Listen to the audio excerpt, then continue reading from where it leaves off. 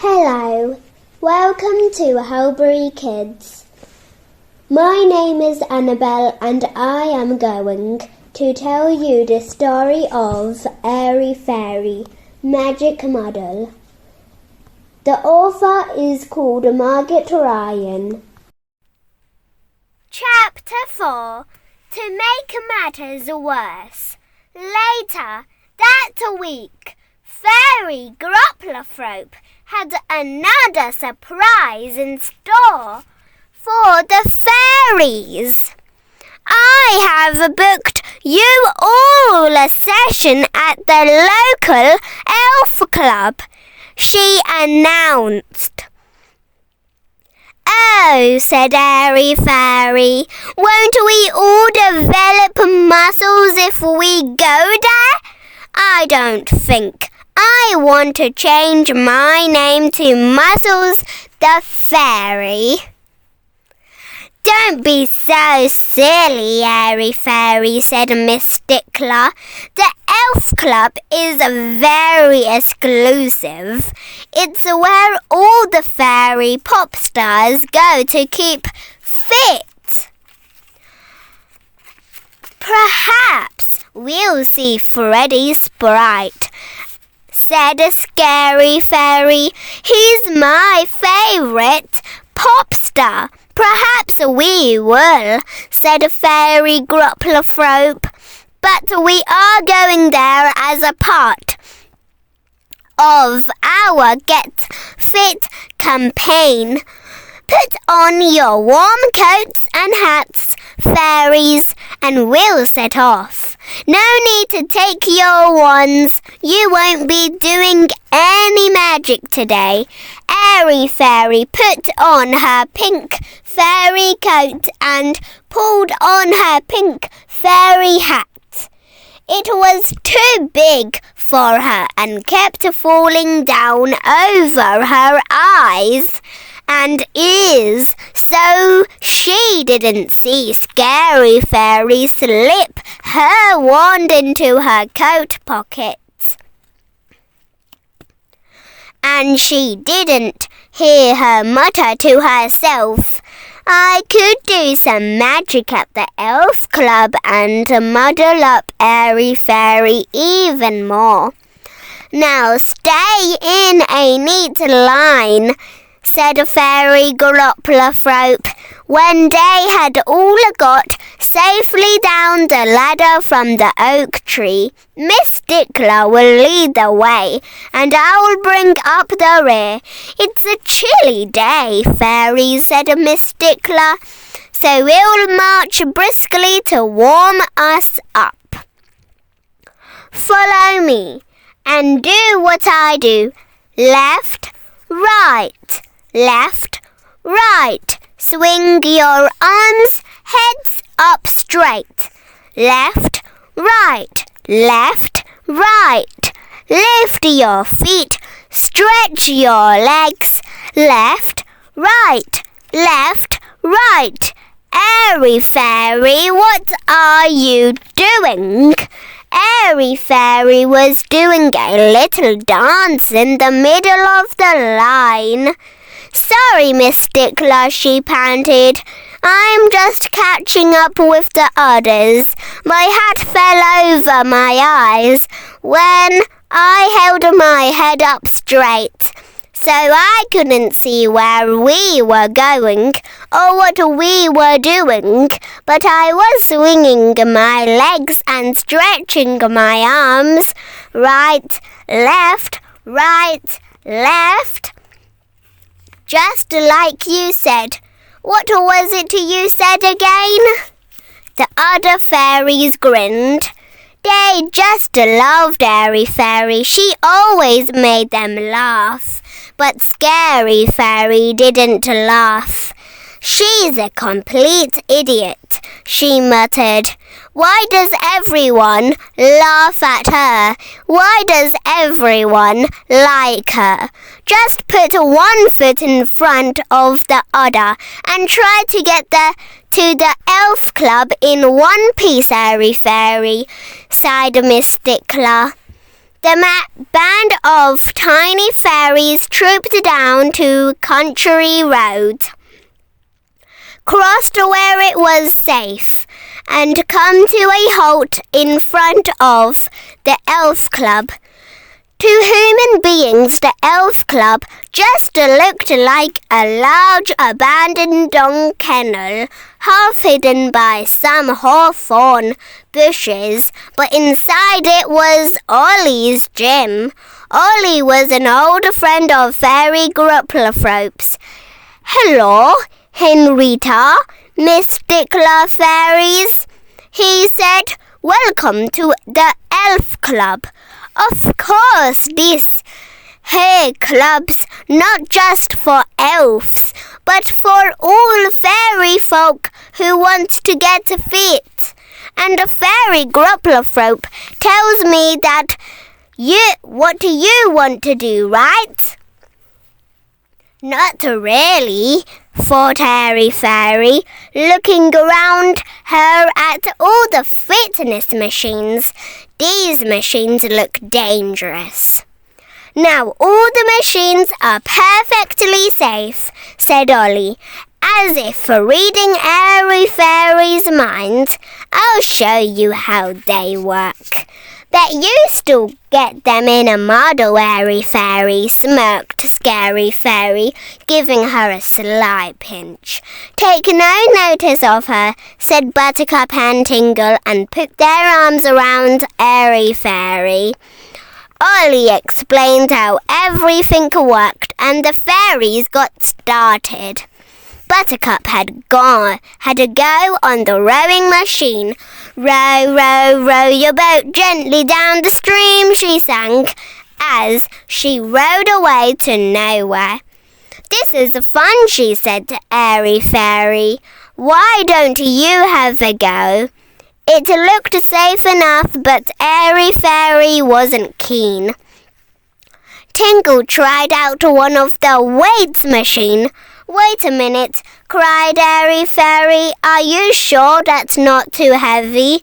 "Oh no, it's fun," puffed Tingle. "Why don't you have a go?" It looked safe enough, but Airy Fairy wasn't keen. Then Miss Stickler came over. "Why are you standing about doing nothing, Airy Fairy?" she said. "Choose a machine and get on with it. You'll never get fit at this rate." Airy Fairy looked around. Buttercup and Tingle had swapped places, and all the rest of the fairies were scattered around the room. She couldn't see Scary Fairy, but she did spy an empty walking machine. The one opposite was occupied by someone wearing sunglasses and purple shorts, and he was walking. "I'll try the walking machine," she said to Miss Stickler. "That looks safe enough." Airy Fairy and Ollie came over and set the machine to a comfortable walking place. "You'll be fine with that," he smiled. "See you in a bit." Airy Fairy walked and walked. "This is all right," she said, "but I wish I was going somewhere." She looked at the man opposite. He was listening to his headphones. "That's a good idea," said Airy Fairy. "This is a bit boring," but no sooner had she said that than her machine speeded up, and she had to walk very fast to keep up. She panted and puffed, and her cheeks became hot and very red. Then the machine speeded up again and again, and Airy Fairy had to run faster and faster and faster. "Help!" she yelled as her little legs windmilled and her hair flew out behind her. Then, just as she thought she could go on no longer, the machine went bang, stopped suddenly, and pitched her forward. The man in the machine opposite caught her as she shot through the air. "Hey, slow down, little fairy," he said. "What happened to you? What happened to your machine? It's got smoke coming from it." "I don't know," gasped Airy Fairy. "It just went faster and faster. My legs couldn't keep up." "Well, let's take a look," said the man, and took her hand. Ollie came running over with all the others. "I don't understand," he said, scratching his bald head. "That's never happened before, and I checked this machine myself." "Well, this little fairy's tired out now," said the man, "so she and I will go and have a glass of juice in the cafe, while you find out what went wrong. What's your name, by the way, little fairy?" "Mine's Freddie Sprite." And he took off his sunglasses and held out his hand. "The famous pop star?" gasped Airy Fairy. "Wow! I'm Airy Fairy from Fairy Grupplerthrope's Academy for Good Fairies." Freddie Sprite grinned. "Pleasure to meet you, Airy Fairy," he said. "Come and tell me all about your school. I was hopeless at school. I never got anything right." "Me neither," grinned Airy Fairy, and they went off together, chatting like old friends. All the other fairies clapped and cheered and talked excitedly about Airy Fairy meeting Freddie Sprite. All except one. Scary Fairy had a really horrible expression on her face as Airy Fairy passed by, and Airy Fairy could see sticking out of the back of Scary Fairy's short her little fairy wand. "We were supposed to leave our wands behind," she muttered. Then she thought, "Oh no, I bet that machine didn't go bang by itself. I bet Scary's Fairy's been up to her tricks again. And now that I'm chatting to her favourite pop star, she's going to be worse than ever." At the next assembly, Fairy Grupplerthrope had an exciting announcement. "Good news, fairies," she beamed. "I had a phone call from Freddie Sprite this morning. He's very interested in keeping fit and in our Fairy Olympics, so he's going to drop in on the day to cheer us on. Isn't that splendid?" "Ooh, yes," said the fairies. "Oh no," said Airy Fairy, "I'm sure to be lost. I wish I hadn't told him about it now. Stop worrying and try as hard as you can," said Tingle and Buttercup. "You're right," said Airy Fairy. "I'll try really hard. Maybe I'll be all right." "You haven't a hope," muttered Scary Fairy behind her. "You're always in a muddle." And she sneakily loosened the belt on Airy Fairy's school frock and tied it to the back of her chair. Fairy Grupplerthrope finished her list of assembly announcements, and the fairies stood up to go. Airy Fairy's chair came too. She swung it around and clunked two fairies on the knee before the chair pulled her over backwards, leaving her stranded with her pink fairy trainers in the air. "What are you doing now, Airy Fairy?" asked Miss Stickler. Nothing, Miss Stickler, said Airy Fairy, struggling to untie her frock. Sorry, Miss Stickler.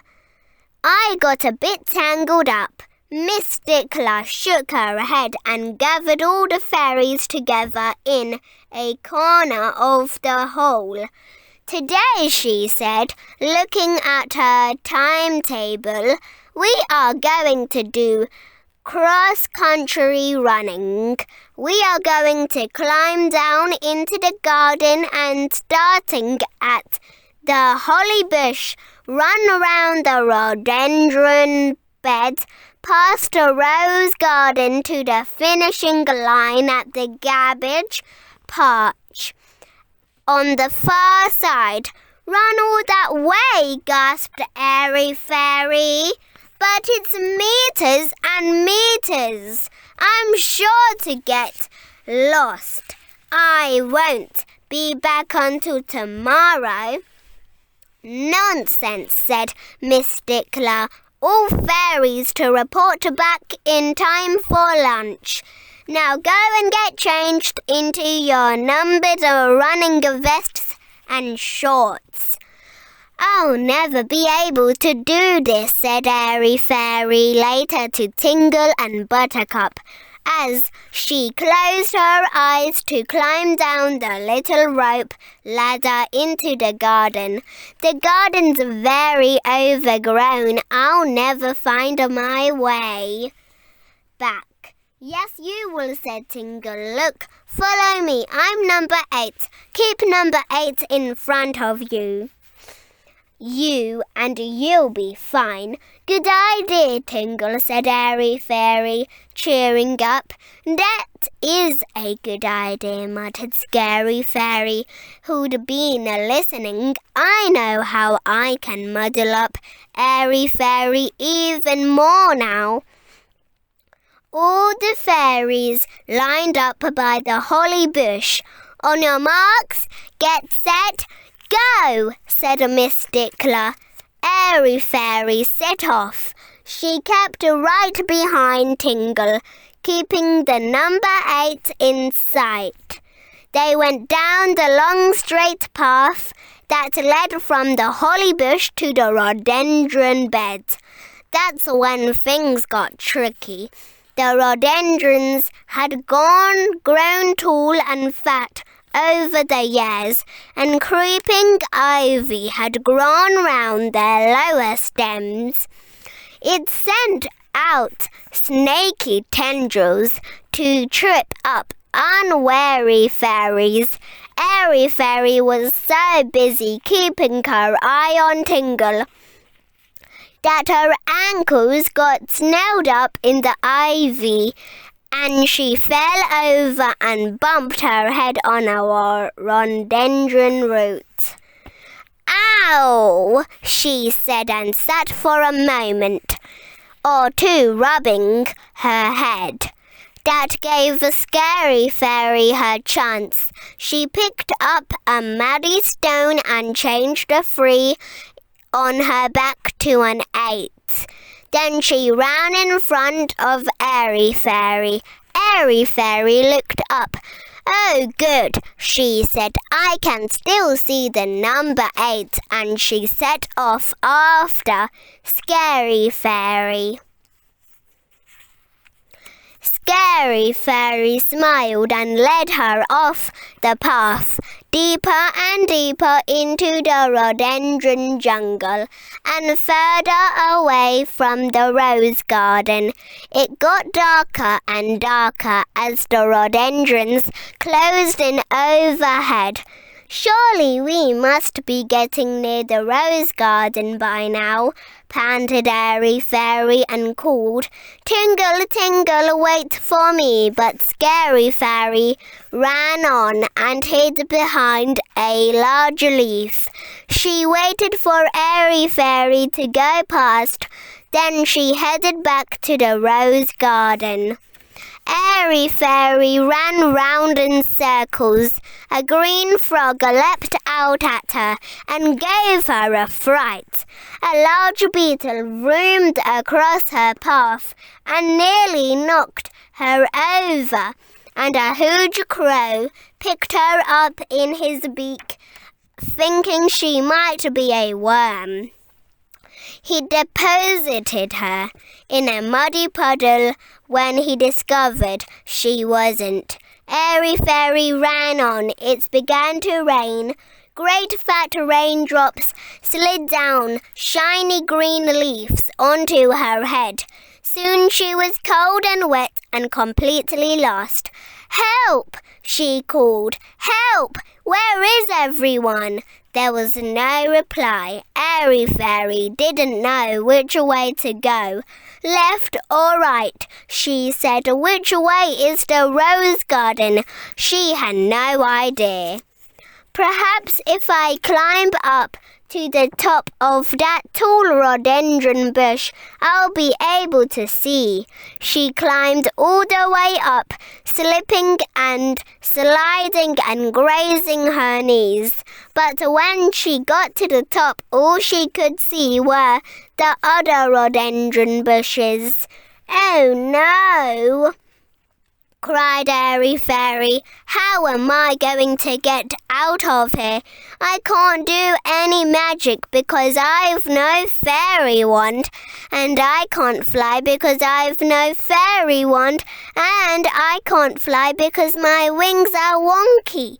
Perhaps I'm going to be lost here forever and ever." Thank you for listening. I hope you enjoyed it. Please like and subscribe it. Bye!